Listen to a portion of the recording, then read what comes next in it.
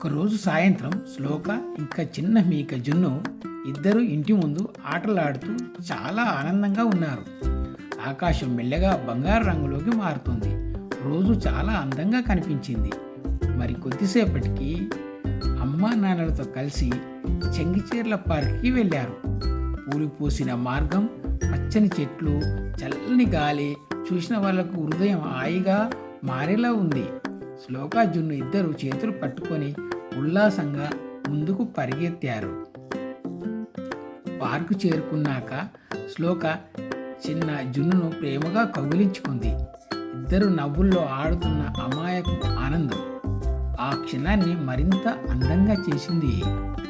అయితే అప్పుడే అచానక్గా ఒక బంగారు రంగు మెరిసే సీతాకోకచిలుక వాళ్ళ ముందుకొచ్చింది. దాని రెక్కలు వెలుగులు చిమ్ముతున్నట్టు మెరుస్తున్నాయి. శ్లోక ఆశ్చర్యంతో చూపుతూ జున్ను చూడు అని అంది.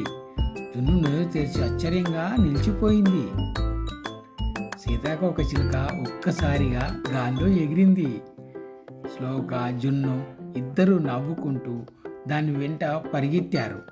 పూల మధ్యలో గడ్డి పైన చెట్ల నీడల్లో వినోదంగా దాగుడు మూతలు ఆడినట్టే ఆ బటర్ఫ్లై వాళ్ళతో ఆట పట్టించింది. కొద్దిసేపటికి చిన్న జున్నుకి అలసట వచ్చింది. ఆమె పార్కు బెంచ్ మీద కూర్చుంది. శ్లోక ప్రేమగా దగ్గర నిల్చుంది. అప్పుడు బటర్ఫ్లై మెల్లిగా దగ్గరికి వస్తూ ఓ చిన్న మాయ చేయబోతున్నట్లు కనిపించింది. జున్ను ఏమి అర్థం కాక కళ్ళను పెద్దవి చేసుకుంది. అకస్మాత్తుగా ఆ బంగారు సీతాకోకచిలుక జున్ను ముక్కు మీద వాలింది. జున్ను కదలకుండా ఆశ్చర్యంగా నిల్చుండగా శ్లోక ప్రేమగా చిరునవ్వు నవ్వింది. ఆ క్షణం నిజంగా ఒక చిన్న మాంత్రికంలాగా అనిపించింది. అప్పుడే ఆ సీతాకోకచిలుక ఎగిరి పైకి వెళ్ళి తనలాంటి మరెన్నో రంగురంగుల సీతాకోకచిలుకలను పిలిచింది. ఒక్కసారిగా ఆకాశం రకరకాల రంగులతో నిండిపోయింది.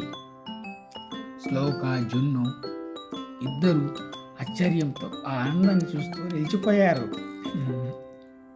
సూర్యుడు అస్తమిస్తున్నాడు. పూలు, పచ్చని చెట్లు, రంగురంగుల సీతాకోకచిలుకలు, ఈ అందమైన రోజు ముగియబోతుంది.